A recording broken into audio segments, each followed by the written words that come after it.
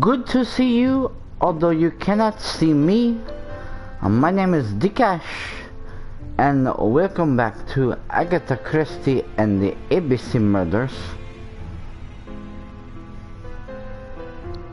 I do not know why we are not finished with Poirot and this game. We will find out. So let us start the show. Donald Fraser is here. He insisted on waiting to see you.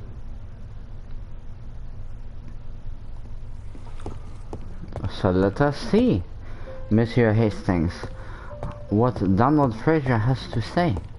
I lock my revolver in this drawer. I've not used it in a very long time.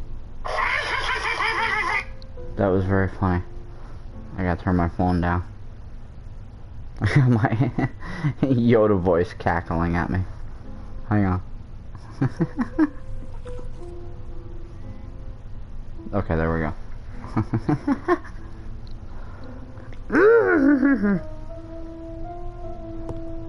We do not need this Yoda voice cackling at us while we are in the middle of an investigation.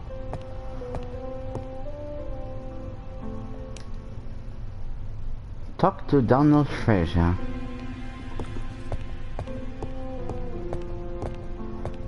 Okay, apparently that's the only thing to do, so that's what we're gonna do. This man is tired.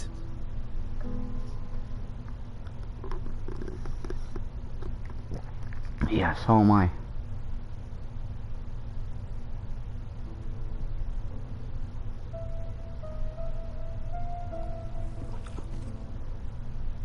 Something with his hand? Or no?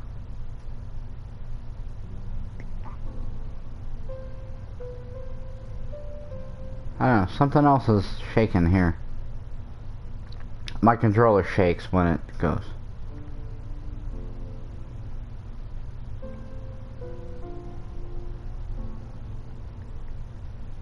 Oh, when he isn't shaving. Okay. Donald is short of sleep, and it looks as if he didn't even bother to undress before going to bed.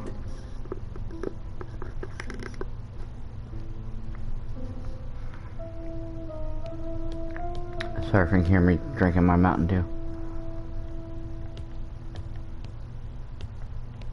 Or how... Oh.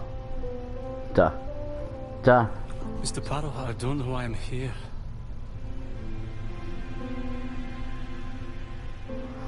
Become impatient with his indecision. Accuse him of being guilty. Reassure him about the fact that he will be listened to. Okay, yeah, let's do that. You wanted to talk, and you came to find the only man capable of hearing you. Mr. Poirot, since Betty's death, I've doubts about myself. I don't know what to do. And I keep having a horrible dream 3 nights in a row. Point out that it is not a psychoanalyst's office. Encourage him to continue. Yes. Have a drink, and tell me about this dream.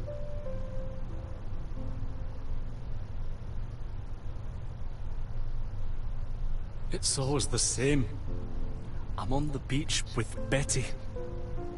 I grab her around the throat, and I squeeze, and squeeze until she's dead. Her head falls back, and I see that it's no longer Betty. It's Megan's face. Have you seen Megan Barnard recently? Yes, our grief has brought us together. I never really knew her before. She's really quite a remarkable girl. But I would never tell her about my dream. Why not? Is it her you are attacking in your dream? No, it's Betty. And once Betty is dead, it's Megan's face that appears in its place. Very interesting. Because you're jealous.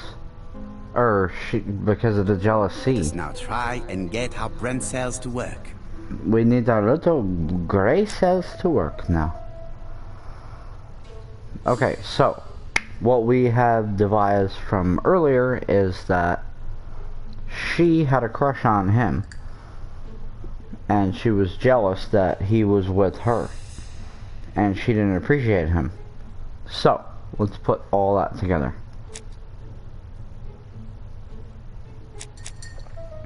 He was not, and okay, who? He's very much in love with Betty, yeah.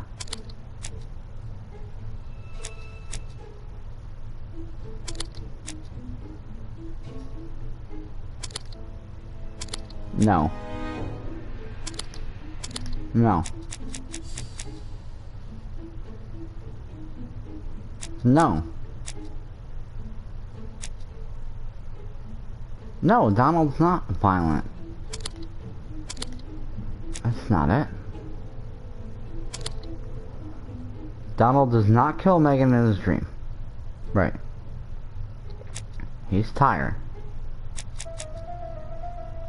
And he's very much in love with Betty.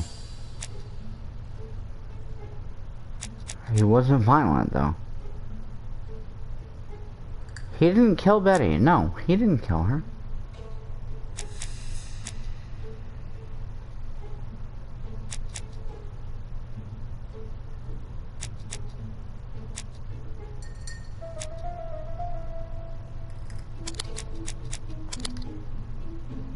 Huh.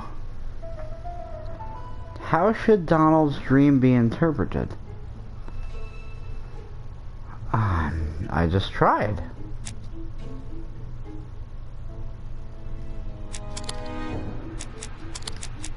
Okay, he's not the killer. Okay, we know that. Two murders were premeditated and were carried out by the same murderer.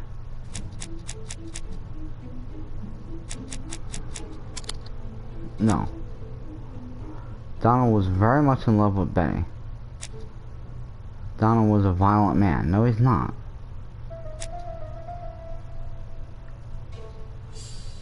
He does not kill Megan in his dream. Well, he kind of said he was strangling her.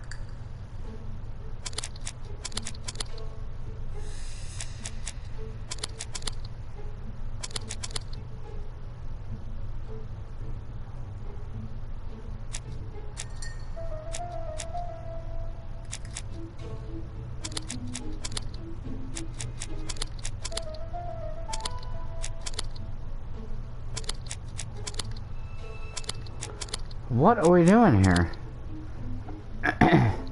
How should Donald's dream be interpreted? I know. Like, in my brain I know. But it's not allowing me to do that. Donald really likes Megan. We know that. That's a fact. Well, we don't know that. We know she likes him. He feels bad about killing Betty. He's tired.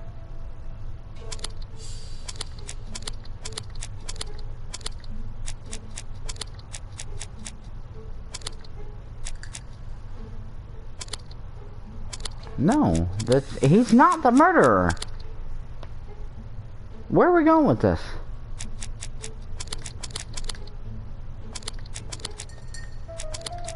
I'm literally just gonna keep clicking on things.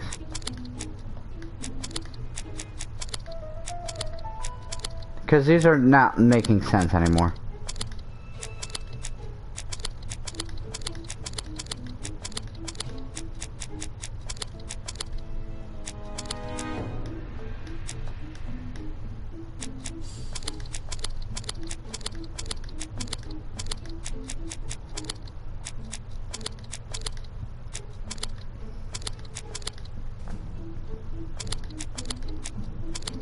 They're not making sense anymore. It's like nonsense. Seriously.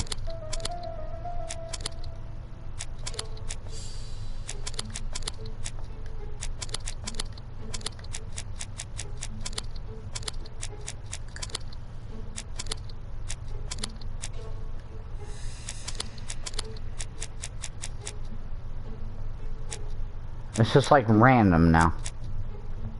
That makes no sense. None of it makes any sense. The ones that make sense that I already picked, wasn't it. What am I picking? How should Donald's dream be interpreted? Interpreted. Excuse me. Interpreted.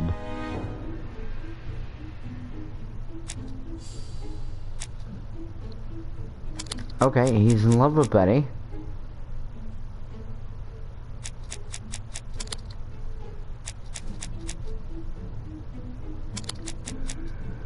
He was violent and that?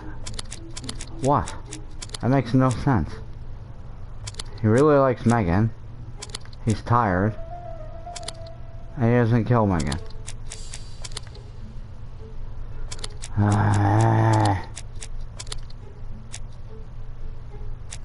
What else could it be? The two murders were premeditated and were carried out by the same murderer. We know this.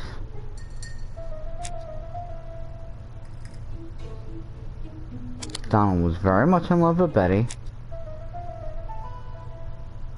He was violent. And he doesn't kill her. And he's tired. He feels bad about killing her.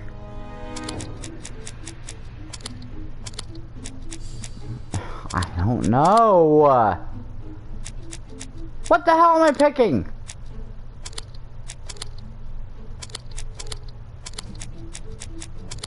I'm just literally clicking on things now.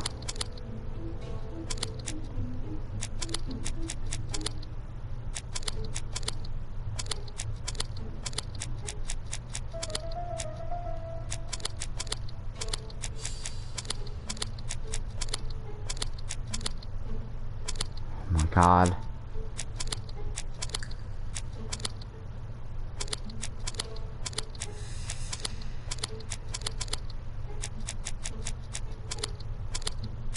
Oh, one of these combinations has to work.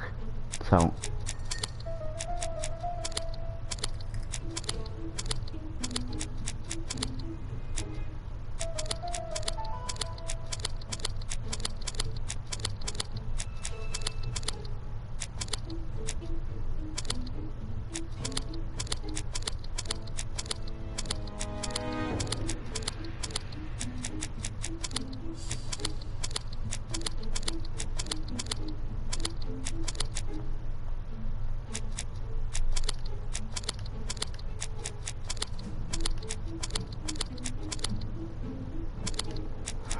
God, I don't know what the hell to do here. I have to look this up. This makes no sense. At all. I already know what the answer should be. How annoying. I don't like to look things up. I want to figure it out by myself, but I'm not going to have you guys waiting all day.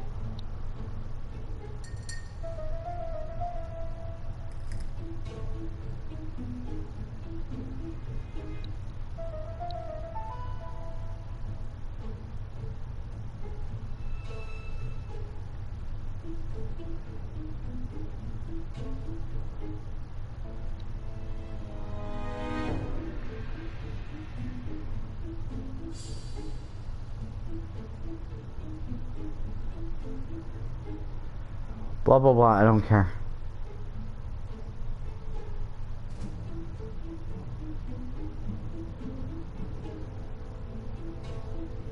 I don't care.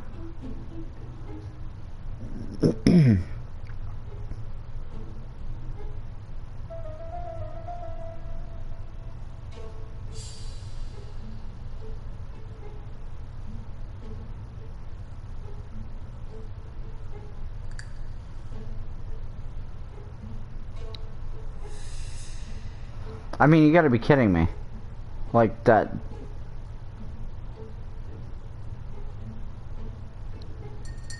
I can't figure this out. It's ridiculous.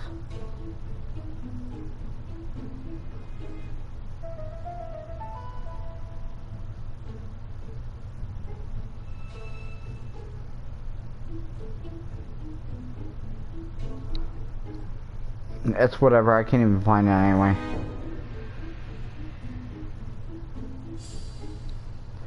Well, I'm just gonna have to keep guessing, I guess. Very funny. This is stupid. I had the correct guess. I thought.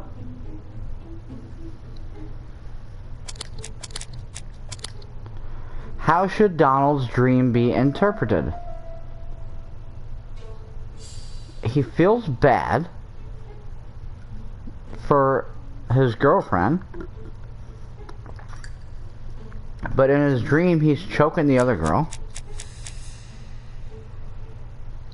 So, okay, so he likes her. He's tired, but he doesn't kill her.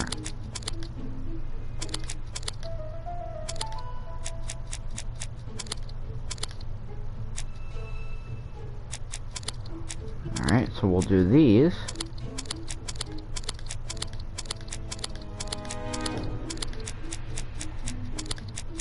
Alright, then we'll do these. One of them's gotta work. There we go. He likes Megan. He doesn't kill Megan in his dream. He's very much in love with Betty. Mr. Did Fraser, I not do that the before? meaning of this dream is that you are in love. I swear with this Megan game's Bond. broken. Please go on. Do. This dream certainly betrays your guilt. Oh. But what do you feel guilty about? Having killed your fiancé? Possible. Or forgetting her very quickly for her sister? Certainly. And this forgetting is perceived as a second death. So you don't really think I was the one who killed Betty? I do not exclude this theory. I am simply saying that I do not need to know that fact to explain your dream and your guilt. Thank you for being frank, Mr. Poirot. You've helped me a great deal. I'm going back to Bexhill. I'll not take any more of your time up. It is late, Mr. Fraser, and you are tired. I'll sleep on the train. I like trains. It's easy to sleep rocked by the sound of the wheels. Poor boy, he seems completely lost. Well, women seem to like him. I think Megan will take care of him. Oh, I remember. Did you order the product I needed? Yes, we'll be receiving it tomorrow. Bien, it is late, and I asked Miss Grey to come tomorrow morning. I have a few questions I wish to ask her. Okay. So that has to do with the ripped up piece of paper, I think. Mademoiselle, I asked you here in order to answer a very important question. Here we go again.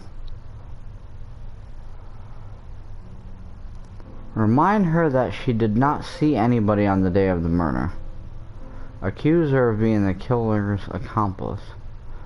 Accusing her of having lied.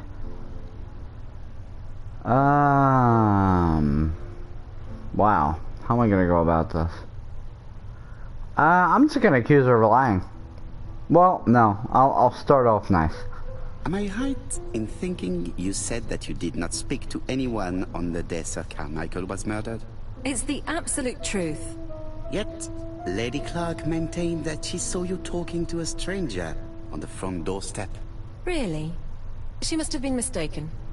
Oh, I remember now. I'd forgotten all about it, but it wasn't important. It was just a salesman. One of those traders who sell stockings from door to door. Can you describe him to me? Medium size? Glasses? Dark suit and a felt hat? Not the sort of man you notice. Completely harmless. That's why I forgot all about him. Someone who sells... Nothing else?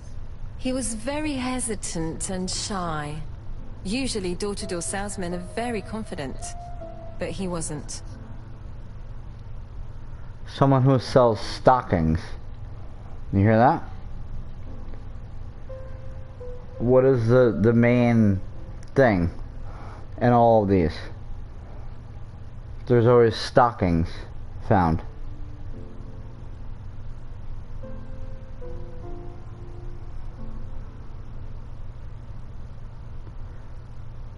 Yeah.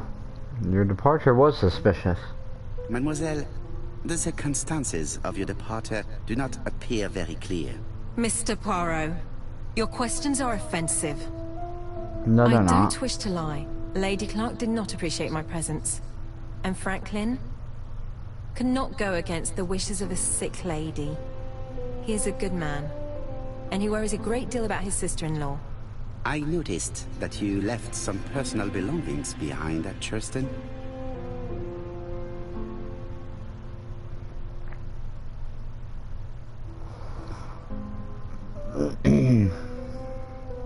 Yeah.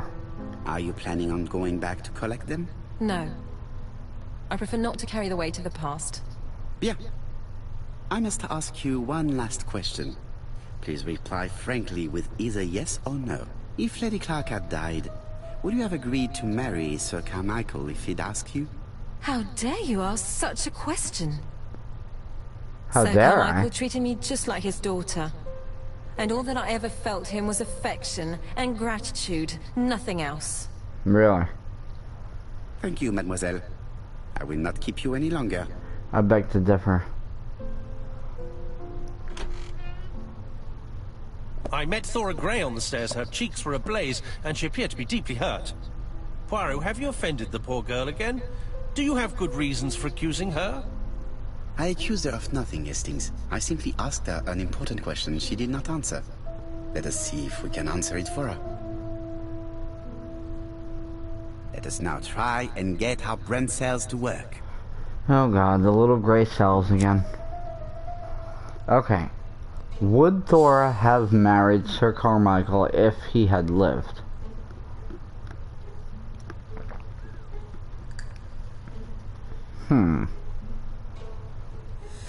She stayed behind to see through his affairs. He was close to her. No.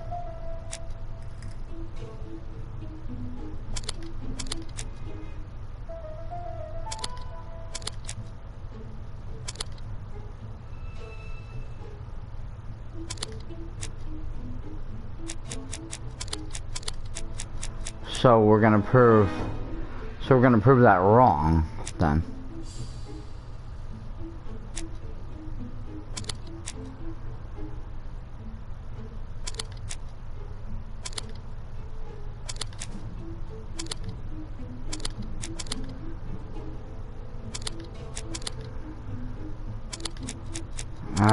Here we go again. Would Thora have married Sir Carmichael if he had lived? I say no. So...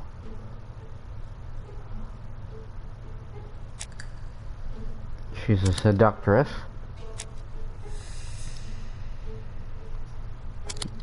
She's evasive with her relationship, and she likes Sir Carmichael. What? Why isn't that it?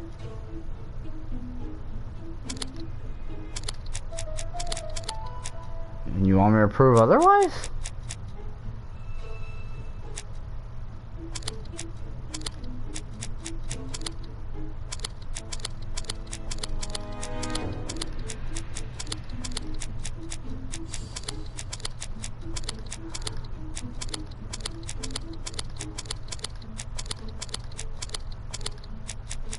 I know, guys, I'm just clicking now. Because what I think never comes up.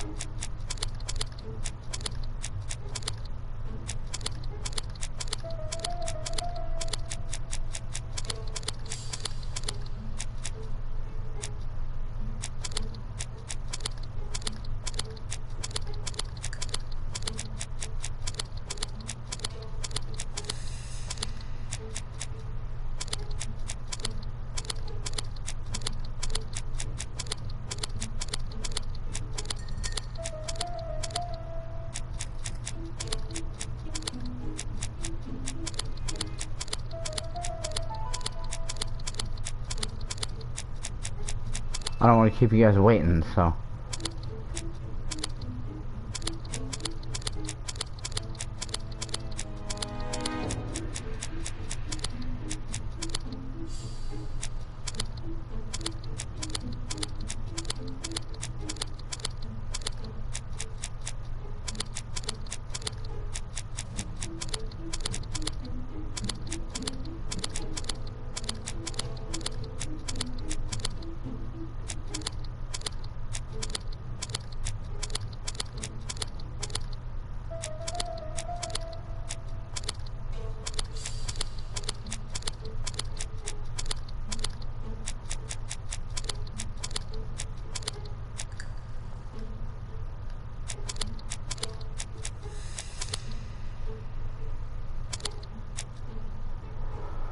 What could it be? Would Thora have married Sir Carmichael if he had lived? Probably not.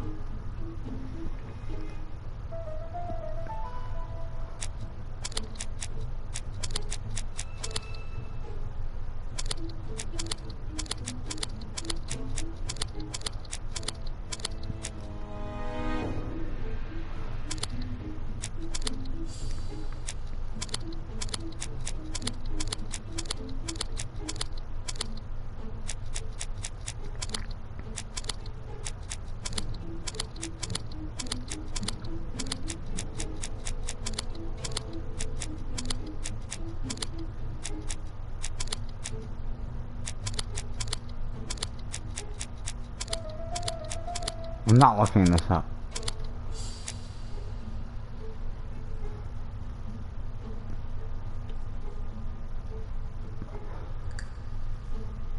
These are just getting stupid now.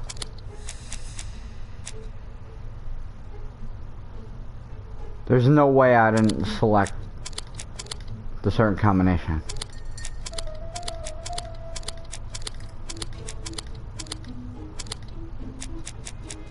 Okay, let's start from the back and then go from there.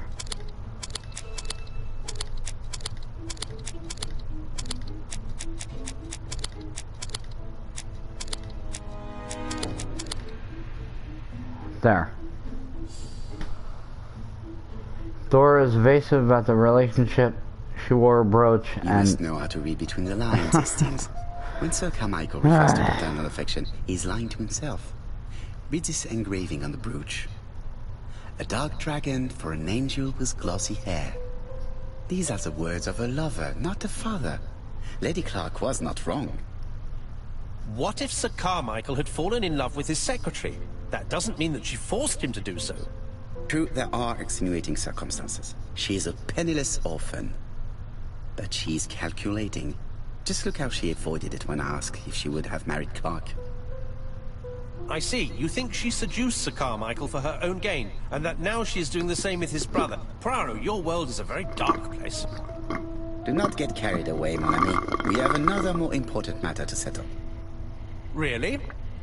Yes, would you believe that Miss Grey taught me something new? Let us now try and get her brain cells to work. Again? Now what?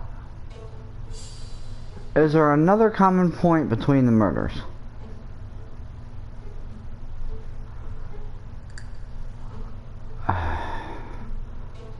No objects of value in the shop. Mrs. Asher's personal effects. The stockings. Because she said the stocking guy. Mr. Asher's personal effects, a stocking box, and an account book.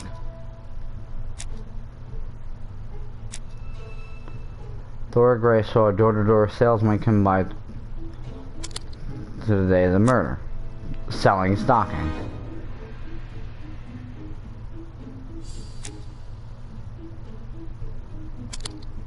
There, done. Okay, that one was easy. Because it's all about the stockings. I just had said that like a few minutes ago. It's perfectly clear, Hastings, perfectly clear. Indeed, a stocking seller visited Andover, Bexhill, and Churston on the day of each murder. We have our suspect. This should be of interest, Jop. So now I gotta get on the phone with him? Is that what we're doing? Telephone Inspector Jop. Oui. I will telephone Inspector Jop. Chief Inspector, we are looking for a stocking salesman. I see you have a suspect. Yes. Contact all the stocking wholesalers who may employ him. Your suspect is a salesman? No, he does not take orders. He sells door to door. Right. The hunt is on. I mean, that can't take long. Oh, he's working on D. Are you leaving, Mr. Cust? Yes, I'm going to Cheltenham. You shouldn't travel today. You don't look very well. I have to. I have engagements. I must respect them.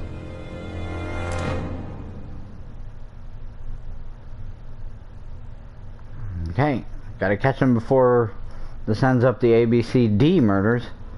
Can you get the post, Hastings? And why don't you go and get it yourself? Très bien. Because What's I going asked you on? to? I've never known Hastings to be so disagreeable. The hell's your problem? Because I asked you, that's why.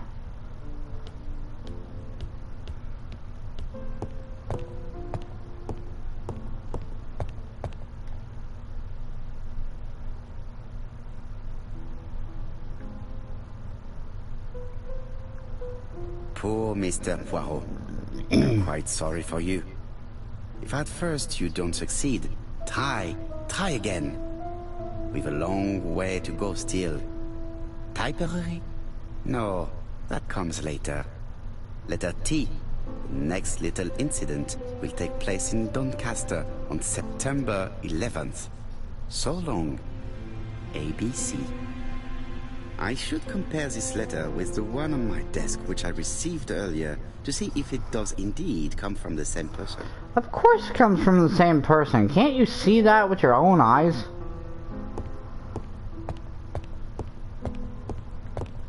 Like, seriously? What? What is that? It is not the right time.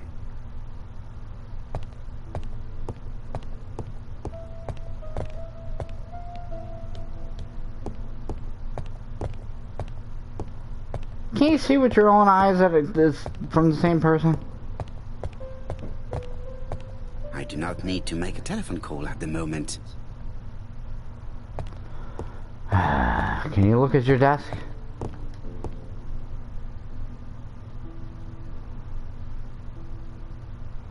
What do you need to think about? What do you need to think about? Let us examine this more closely. Certain characters in the two letters may have similar defects.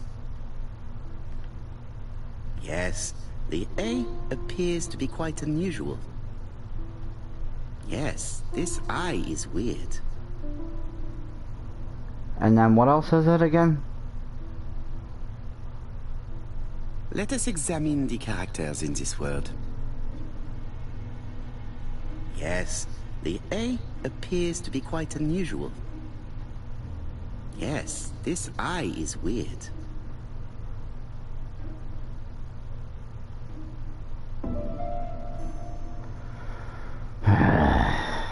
What else?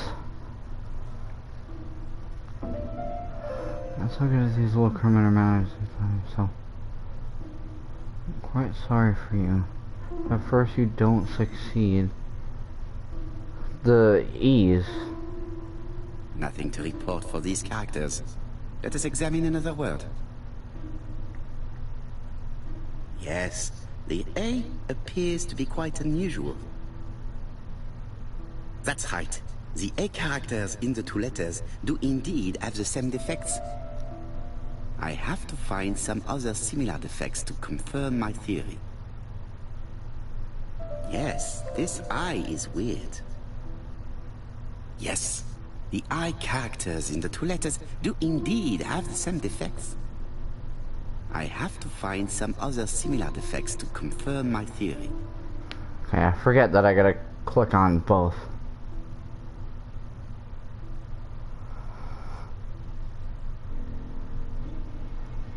I'm sorry for you if you don't succeed.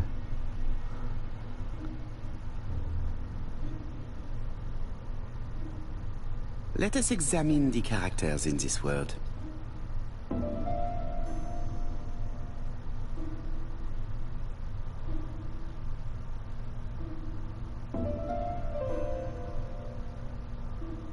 Oh shit, there's no... Damn it. The W is not printed properly. However, the characters in the two words do not match. Of course, the W characters in the two letters do indeed have the same defects. My theory was right. There we go. These two letters were written with the same typewriter. We. Hastings, he strikes tomorrow. Chief Inspector Japp? He's on another line. Can I take a message? Yes, please, mademoiselle. It is from Hercule Poirot. Tell him ABC strikes tomorrow in Doncaster. He must call me back. Very well, sir. Alright. Bien, now I'm going to see what I can find from these burnt documents. I've received the product I need. Hastings, if you do not mind, I would like you to take a few notes. Yes, yes. Why being such a bitch?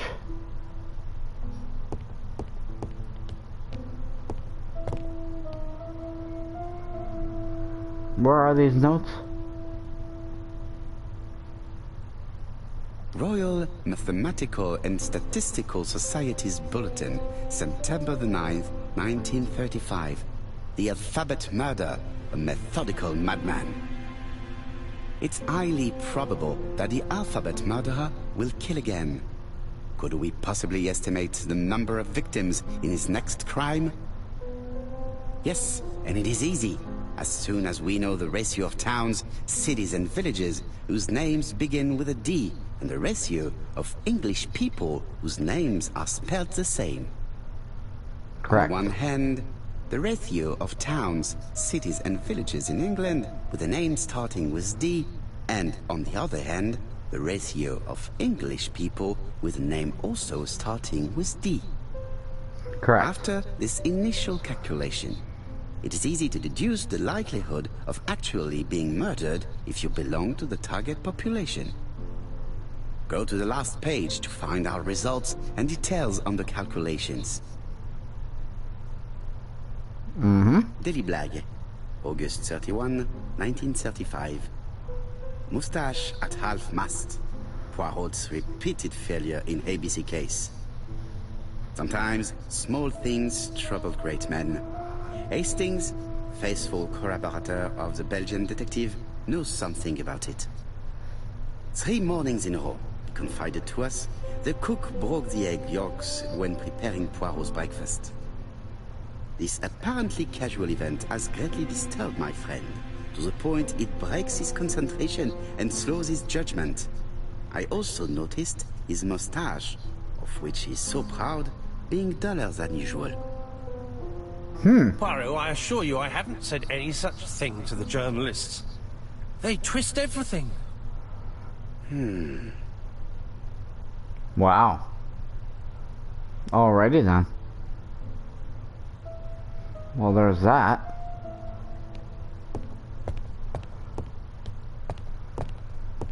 Where am I doing this little experiment here?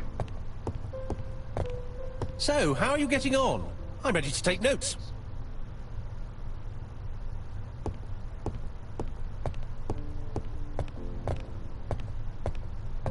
Now, down to work. One of these needs putting in order a little. Oh, God. Really? I have to put this in back together? How am I supposed to do that?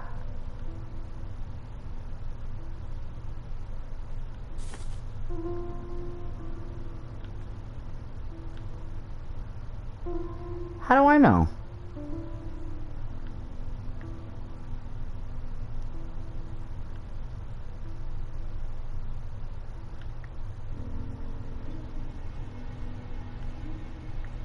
I don't know what part goes where.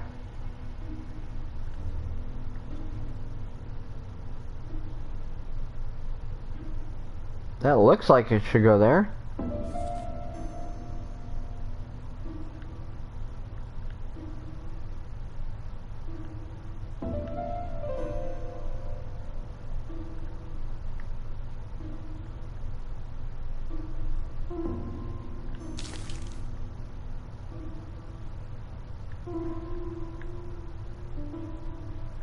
This does not look too difficult.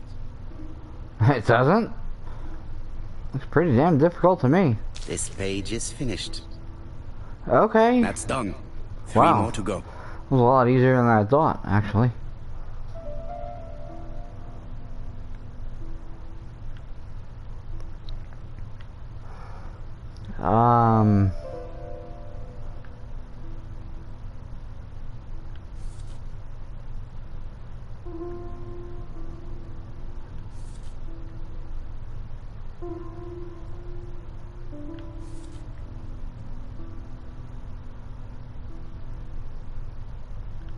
No.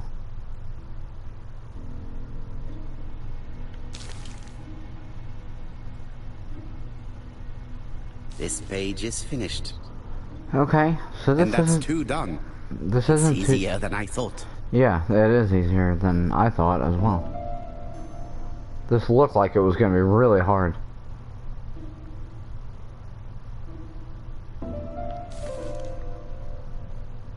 You know what I mean? Just looking at it.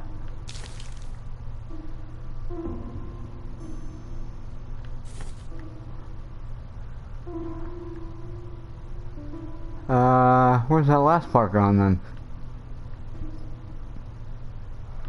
Yeah. This page will be reconstructed in a flash.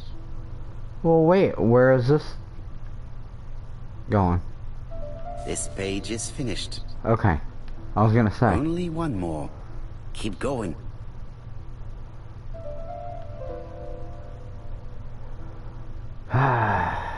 Okay. This should be the easiest one. What? What?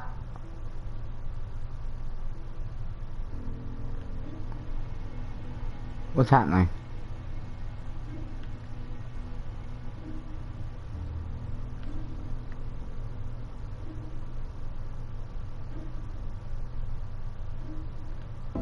I'm missing something here.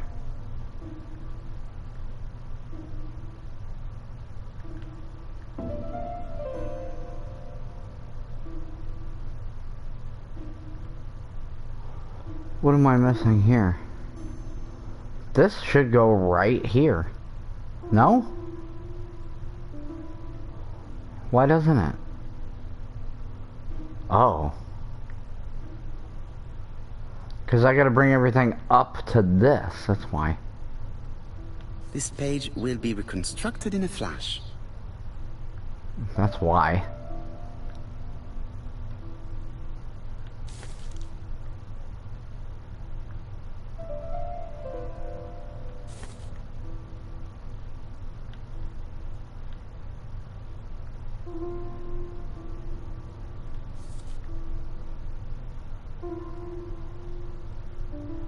This page is finished. All the pages are reconstructed. Nice.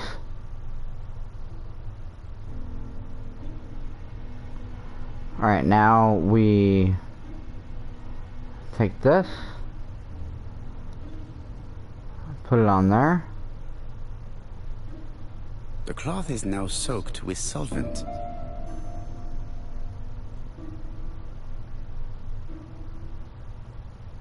And we rub the pages, and voila! Got it!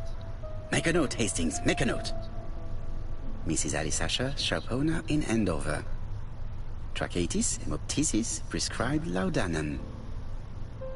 I got it. Look.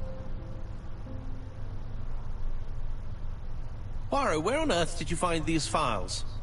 On a fire at the bottom of the garden at campsite. All right, but where did the person who burned them find them? Nobody burned them. That's the thing. They ripped them up, but they never burned.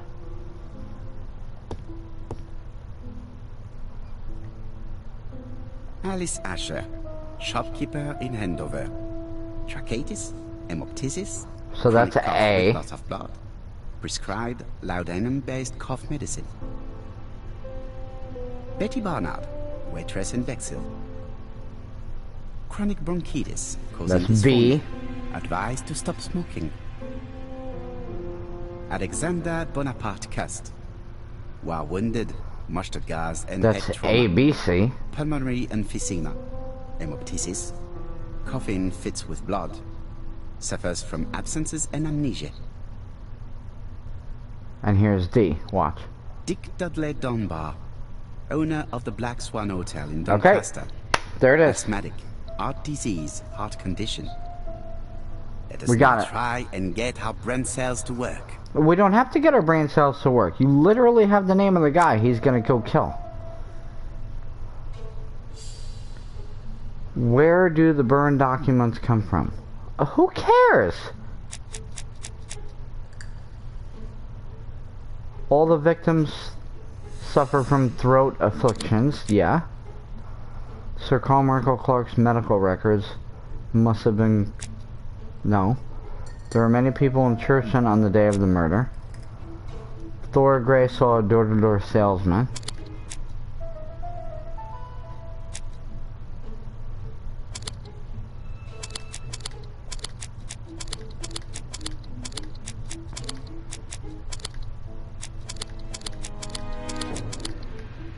Done. Mrs. Asher's name is visible on the burn documents. The burned documents are medical records, and without a doubt, they come from Clark's archives. Because First of all, because all he the treated patients them. have throat conditions. And secondly, their name starts with either A, B, C, or D, and it is precisely the files that match these letters that have been tampered with. But why burn these files? It's medical How come records. the names of the two victims appear on them? And Because who are the two other patients? They're These medical are very good records. questions. They're medical records.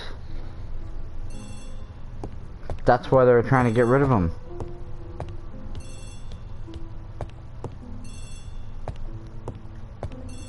What does he have to say first? Why are you not answering, Poirot? It's Alright, well... No kidding, it's for me. Ain't gonna be for you. Hello, Poirot? Any news, Chief Inspector? You wanted a stocking seller? We have one. Reported by his landlady who thought he was behaving suspiciously. He has the most unbelievable name.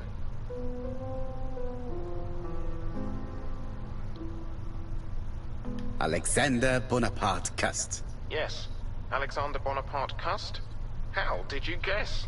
Poirot, you have magical powers. Yes, I do. It's a serious lead. I called Doncaster. A person matching Cust's description has been seen at the station. He got off the train from London, but after that, nobody knows where he went. Indicate exactly where he's going. Look for him at the Black Swan Hotel. What? How do you know he's there? Trust me, Chief Inspector. You appear to be very sure of yourself. Very well. I'll call the Black Swan straight away. The owner is going to get a shock when he learns that there's a murderer under his roof.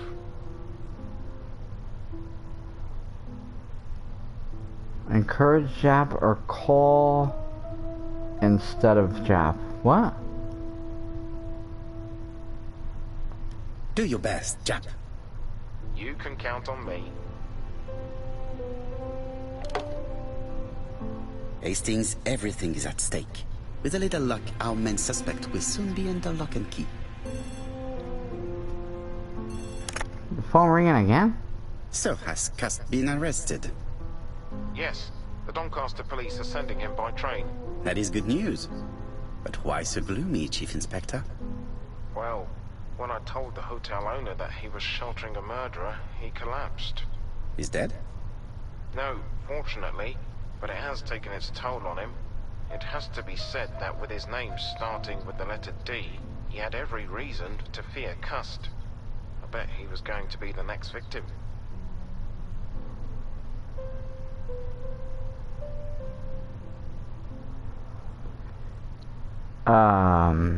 No, I don't think so. Come now, Chief Inspector. He's at the hospital and the doctors are taking good care of him. You think so? Of course. Do not feel down, Chief Inspector. Let us focus on our investigation. While we're waiting to question Cust, we could search his room in London. Where does he live? The Marbury Guest House? I'll see you there. Yes, but start without me. First of all, I have to sort out a few details for Cust's transfer. I understand. À bientôt. Hastings, we are making good progress. Please go and search the room of our #1 suspect. With pleasure. I did have a dentist appointment, but I'll cancel. The dentist. So that is why you are so nervous and bad-tempered. A visit to the dentist is never an enjoyable prospect. But an unavoidable one. Go to your appointment, Hastings. I will manage on my own.